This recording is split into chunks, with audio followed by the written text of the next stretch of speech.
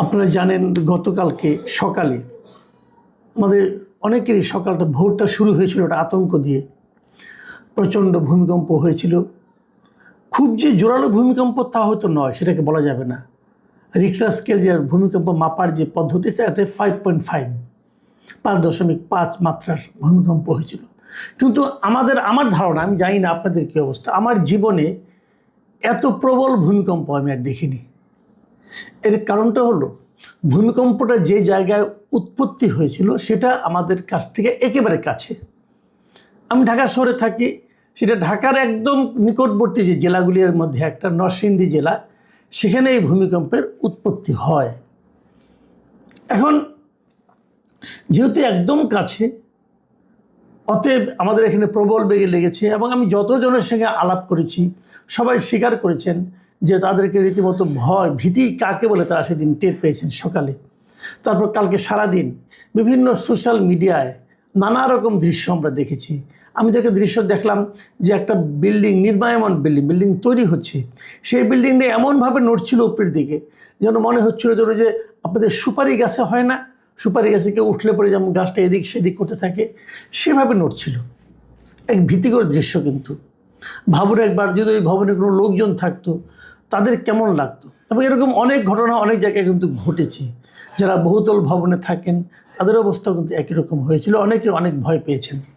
আবার দেখেছি যে মিডিয়াগুলিতে, কোনো একটা মিডিয়ায় দেখলাম সকালে, সম্ভবত ডিবিসিতে দেখলাম, সকালবেলা একজন ডাক্তার ভদ্রমহিলা, উনি চিকিৎসক, উনি বোধহয় একটা প্রোগ্রাম করছিলেন এবং সেই প্রোগ্রাম চলাকালে যখন ভূমিকম্প হচ্ছিল তখন উনি ক্রমাগত কালেমা তাইয়্যিবা পড়ছিলেন। আমার কাছে কিন্তু দৃশ্যটা কিন্তু ভালো লেগেছে এই কারণে, উনি সায়েন্সের লোক, চিকিৎসক, সবই ঠিক আছে, কিন্তু উনি কিন্তু ওনার যে বিশ্বাস, ওনার যে ধর্ম বিশ্বাস, উনি কিন্তু বিপদের সময় সেটা আঁকড়ে ধরেছিলেন। আমরা কিন্তু তাই করি। যখন বিপদগ্রস্ত হই, সারাদিন এদিক সেদিক ঘুরি, মাস্তানি করি, বাহাদুরি করি, যখন বিপদে পড়ি তখন কিন্তু ঠিকই কোনো একটা অদৃশ্য শক্তির কাছে আমরা কিন্তু নতজানু হই, ওনার শরণাপন্ন হই, ওনার কাছে এক ধরনের প্রশ্রয় চাই, এক ধরনের আশ্রয় চাই। যা হোক, এর মধ্যে আরও কয়েকটা টেলিভিশনে দেখেছি, এক জায়গায় একজন খবর পড়ছিলেন, এক জায়গায় একটা স্পোর্টসের খবর পড়ছিলেন, তারা সবাই কোন টিভিতে কী অবস্থা সেটা আমরা দেখেছি। কালকে সারাদিন এটা নিয়ে আলোচনা হয়েছে, নানা রকম ব্যাখ্যা করেছে, কি করণীয় তা ব্যাখ্যা করা হয়েছে। একজন দেখলাম যে কেন হতে পারে, আমাদের উপর গজব আসলো কিনা আল্লাহ, সেটাও হয়েছে। এবং গজব এসেছে এই ধরনের একটা একজন লিখেছেন, সেটা নিয়ে আবার কেউ নানা ধরনের রসিকতা করেছেন, তারা এটা সায়েন্স তো তা বলে না। ভাই, কি বলে না বলে বিপদে পড়লে বুঝবেন। এটা আগে গবেষণা করার কোনো দরকার নাই, আগে বাহাদুরি করার কোনো দরকার নাই। তো এটা কালকে পর্যন্ত ছিল। আজকে কি হলো? আজকে সারাদিনে 3 বার ভূমিকম্প হলো। তার মানে একটা হিসাব দেখলাম বেরিয়েছে যে 30 ঘন্টায় 4 বার ভূমিকম্প হলো। আজকে সকালে সেই নরসিংদীতেই আরেকটা ভূমিকম্প হয়েছে। এটা অবশ্য মাত্রাটা অনেক ছোটো ছিল, 3.3। এটা মাত্র 12 সেকেন্ড ছিল ভূমিকম্পটা আজকে সকালে। সন্ধ্যায় আমি একটা অফিসে গিয়েছিলাম এক ভদ্রলোকের সঙ্গে দেখা করতে, ওনার বসে চা খাচ্ছিলাম, তখন 2 বার হলো পরপর, একটাই এরকম 2 বার। এবং আমি ছিলাম মগবাজার এলাকায়। তো মগবাজার থেকে একদম নিকটবর্তী হলো বাড্ডা। শুনলাম প্রথম ভূমিকম্পটা বাড্ডাতে হয়েছে এবং সেটা ছিল রিক্টার স্কেলে 3.7 মাত্রার।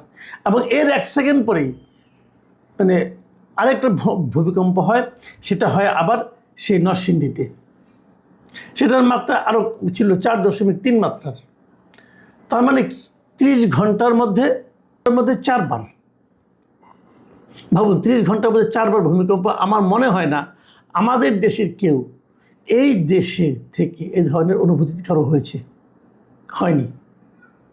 এখন এই ভূমিকম্পটা কি মানে কেন হলো, এটা কিন্তু এখনও অনেকে বিজ্ঞানীদের ব্যাখ্যা করতে পারে। মানে ভূগর্ভস্থ যে এইগুলো বিভিন্ন রকম প্লেটগুলো আছে সেগুলো সরে যায়, কী হয়, নানাভাবে তারা কিন্তু ব্যাখ্যা করতে পারে। আজকে আমি একটা ব্যাখ্যা পড়লাম একটা মিডিয়াতে, প্রথম আলোতেই পড়লাম। সেখানে ভূমিকম্প বিশেষজ্ঞ একজন আছেন, অধ্যাপক হুমায়ুন আক্তার। তিনি যে ব্যাখ্যাটা করেছেন, এই ব্যাখ্যাটা আমার কাছে কিন্তু খুবই মানে আপনার কী বলবো, টেনশনে ফেলে দিয়েছে আমাকে। উনি বলেছেন যে খুব শিগগিরই একটা বড় ভূমিকম্প হতে পারে। কারণ উনি যে কথাটা বলেছেন সেটা হলো প্রত্যেকটা ভূমিকম্পের পরেই না একটা আফটার ইফেক্ট, মানে কিছুক্ষণ পরে আরেকটা ভূমিকম্প হয়, এটা বলা হয় আফটার শক। এটা হয়ই, সবসময় আমরা দেখেছি একটা ভূমিকম্প হয়ে গেলে আরেকটা ভূমিকম্প হয়। পরের ভূমিকম্পটা হবে হবে করছিলাম আমরা, কিন্তু সেটা কিন্তু হয়নি। পুরো একদিন পর, মানে আপনার প্রায় একদিন পরে আবার হয়েছে, আবার তারপর সারাদিনে পরপর ছোটো ছোটো 3টা হয়েছে। এই যে ছোটো ছোটো 3টা হওয়া, এইটাকে এই অধ্যাপক হুমায়ুন আখতার খুব বিপজ্জনক ইঙ্গিত হিসাবে বলছেন। অধ্যাপক হুমায়ুন আখতার কি বলেছেন সেটা বরং আমরা একটু শুনি, আপনাদেরকে শোনাই। বরং একটু ভয় পাওয়ার মতো বিষয় কিন্তু আছে।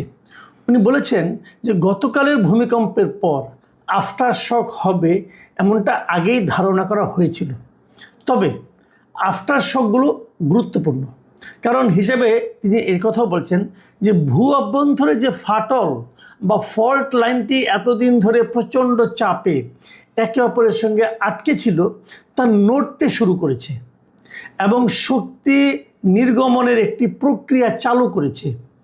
এমন আফটার শক হতে হতে বড় ভূমিকম্প হবে, সেটা খুবই নিকটে হতে পারে। মানে এটা যদি হয়, আপনি ভাবেন যদি খুবই নিকটে এরকম একটা বড় ভূমিকম্প হয়, কি হবে আমাদের। দেখেন, উনি আরও কিছু কথাবার্তা বলেছেন যে সিলেট থেকে কক্সবাজার পর্যন্ত বিস্তৃত বিশাল সাবডাকশন জোনের মধ্যে 8.2 থেকে 9 মাত্রার ভূমিকম্প শক্তি জমা হয়ে আছে এবং তিনি বলেন যে এটি যে কোনো জায়গায় হতে পারে। এটা শুরু হয়েছে ঘোড়াশাল থেকে, হয়তো সেখান থেকেই এটি উত্তরে বা দক্ষিণে বিস্তার লাভ করবে। অনেক বড় শক্তির একটি ভূমিকম্প তখন আঘাত হানবে। একবার ভেবে দেখুন, যদি অনেক বড় শক্তির একটা ভূমিকম্প আঘাত হানে আমাদের দেশে, কি হবে? আমাদের যে ভবনগুলো আছে সেগুলো কি ভূমিকম্প সহনীয় করে তৈরি করা হয়েছে? ভবনগুলিতে যে মাত্রা সিমেন্ট দেওয়ার কথা, রড দেওয়ার কথা, তাকে সবসময় দেওয়া হয়? এখানে কি চুরি হয় না? দেখবেন প্রায় বালি দিয়ে রাখি, কোনো মতো দাঁড়াই গেল, হয়ে গেল। কিন্তু দাঁড়াই গেলে দাঁড়াইয়ে তো থাকতে হবে, সে থাকার অবস্থায় কি আমরা আছি? এটা নিয়ে কিন্তু সামনের দিকে কী হবে বলা বড় কঠিন। এমনকি আমার অনেক বিশেষজ্ঞ এমনও বলেন যে আজকে যদি একটা ভূমিকম্প হয়, যারা বেঁচে যাবে তারাও আসলে বাঁচতে পারবে না। অনেকে এমন কথা বলে। কী কারণে? যেমন ধর যদি ভূমিকম্প হয় তো অনেক জায়গায় সুয়ারের লাইন ফেটে যাবে, চারিদিকে দুর্গন্ধ ভরে যাবে, আপনি কিচ্ছু করতে পারবেন না। গ্যাসের লাইন ফেটে যাবে, গ্যাস দিয়ে যে বেড়ে যাবে, সেখান থেকে আগুন ধরে যেতে পারে। আপনি কয়টা আগুন নিভাবেন? আপনি যে কত আগুন নিভাতে পারেন সেটা তো আমরা এয়ারপোর্টে দেখেছি একবার। এক আগুন নিভাতে সারাদিন লাগছে, শেষ করতে পারেন নাই। সব পুড়ে যখন ছাই হয়ে গেছে তারপর আগুন নিভছে, আপনি পারেন না নিভাইতে, অটোমেটিক নিভছে। তাহলে কি সারা শহরে আমরা সবাই জ্বলে পুড়ে মরে যাব? কি হবে একবার ভাবুন, কি ভয়ঙ্কর। তো তেমন ভূমিকম্প কিন্তু আমাদের আসতে পারে। আমাকে একজন বললেন, উনি একজন খুবই পরহেজগার মানুষ, উনি বলছিলেন বারবার যে এই ভূমিকম্প আসলে কিন্তু আল্লাহর একটা গজব হতে পারে এবং কোরআনেও কিন্তু কয়েক জায়গায় এই ভূমিকম্পের কথা বলা হয়েছে। ভূমিকম্প কখন হয় না হয়, যেমন আমি আপনাকে একটা সূরার কথা বলি, সূরা আল আরাফ তার 78 নম্বর আয়াতে বলা হয়েছে যে অতঃপর ভূমিকম্প তাদের গ্রাস করল আর তারা নিজ গৃহে উপর হয়ে পড়ে রইল। মানে কেউ খুবই অন্যায় করেছিলেন, কেউ কোনো একটা জাতি, তাদের উপর কীভাবে ভূমিকম্প হলো এবং তাদের কি পরিণতি হলো, সেটা সূরা আল আরাফের 78 নম্বর আয়াত কিন্তু এখানে আছে। এই ভূমিকম্পটা আসলে কেন হয় সেটাও কিন্তু বুঝতে হবে। আরেকটা জায়গায় অনেকে বলছে যে ভূমিকম্প যে কিয়ামত যে হবে বলা হচ্ছে, ইসলামে যে কিয়ামতের কথা বলা হয় সেটা কিন্তু ভূমিকম্পের মাধ্যমেই হবে। আমি সেগুলো বলছি না, বাট ইসলামে কিন্তু এগুলোকে বলা হয়েছে। যেমন সূরা আল ইসরা, সেখানে বলা হয়েছে আমি নিদর্শনসমূহ মানে প্রাকৃতিক বিপর্যয়গুলো পাঠাই শুধুমাত্র ভয় সতর্কতা প্রদর্শনের জন্য। তার মানে এটাও কিন্তু একটা ব্যাপার যে আমাদেরকে সতর্ক করে দেওয়ার জন্য আল্লাহ এই ভয়গুলি পাঠাচ্ছে, নিদর্শনগুলি পাঠাচ্ছে। তা আমরা কি সতর্ক হচ্ছি? একবার ভাবুন, কালকে আমি বলছিলাম বারবার, এই যে ভূমিকম্প যদি আরেকটু জোরে হতো, আমি আপনি কে কোথায় আছি জানি না ভাই, হয়তো সেখানে মরে পড়ে থাকতাম, আমাদের উপরে ছাদ পড়তো, কিছু একটা ভেঙে পড়তো, শেষ।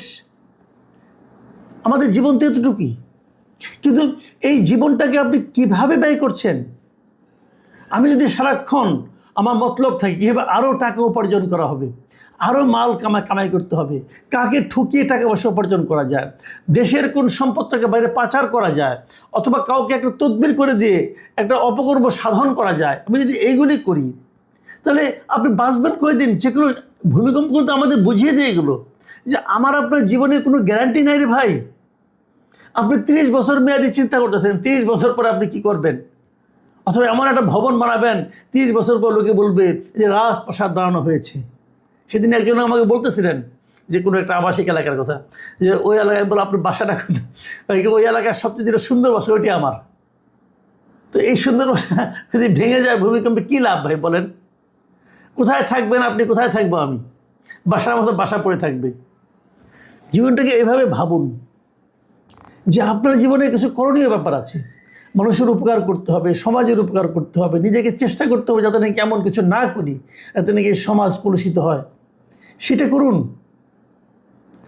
সমাজকে ভালো রাখার চেষ্টা করুন, মানুষের দোয়া নিন, মানুষ যেন আপনাকে দেখলে আনন্দিত হয় সেটা করুন, মানুষ যেন আপনাকে দেখলে ঘৃণায় মুখ ঘুরিয়ে না নেয় সেদিকে খেয়াল রাখুন।